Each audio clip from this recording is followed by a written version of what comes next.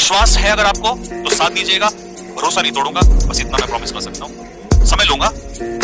Sir हम road पर जाम कर दें क्या? लेकिन असली जंग तो यहां है। फिर आ गए। मैंने जो अपील की थी कि इस बार मुझे सिर्फ टीचर्स से और स्टूडेंट से नहीं, मुझे पेरेंट्स भी चाहिए। मैं लकी हूं बहुत ज्यादा, आई फील सो लकी कि मेरी ये बात सुनी गई और पेरेंट्स इस बार इस मुहिम में कूदे। सभी टीचर्स से मेरा डिस्कशन हो चुका है, सभी टीचर्स से, मोस्ट ऑफ द टीचर्स से मेरा डिस्कशन हो चुका है, एक दो को छोड़ के।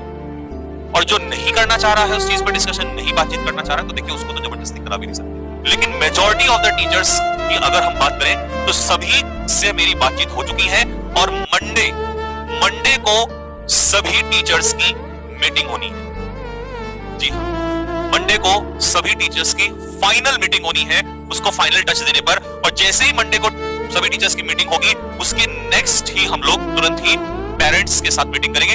उन पेरेंट्स के साथ, चाहे वो हमें डायरेक्ट मिलकर करना पड़े या जैसे भी जाना पड़े। अब तो मैं हर तरीके से तैयार हूं, अगर मुझे कहीं जाना भी पड़ रहा है मैं उसके लिए भी तैयार हूं, क्योंकि मैं सभी स्टूडेंट से बातचीत कर चुका हूं। ठीक है, और इसके बाद हम इस कहानी को तुरंत ही, ऐसा नहीं कई बच्चे सोचे सर कब होगा, 10 दिन बाद, 15 दिन बाद, नहीं। ठीक है, आपको विद इन डेज ही, 2-3 दिन के अंदर अंदर ही ये चीजें सारी होती हुई नजर आएगी।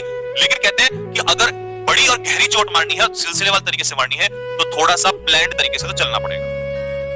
क्योंकि शायद इतने सारे टीचर्स बेवकूफ नहीं हो सकते, वो तुम्हारे वेल विशर्स ही हैं, वो तुम्हारे भले के लिए ही कर रहे होंगे।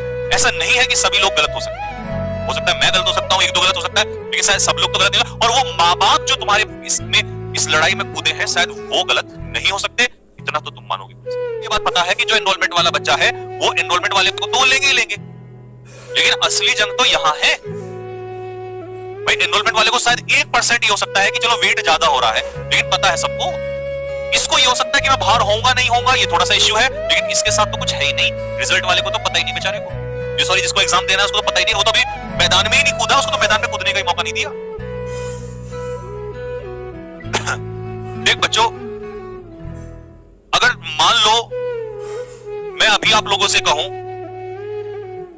कि मैं आपके साथ इस जगह पे XYZ जगह पे चलने के लिए तैयार हूं, ठीक है, वहां जाके अगर कोई भी हानि, कोई भी नुकसान किसी भी, हालांकि मैं इस बात को मानना हूं, इस बात को कि हम लोग डिफेंस एस्पिरेंट्स हैं, डिफेंस के हम लोग टीचर्स हैं, हम अपनी बात को हमेशा प्यार से रखने वाले हैं।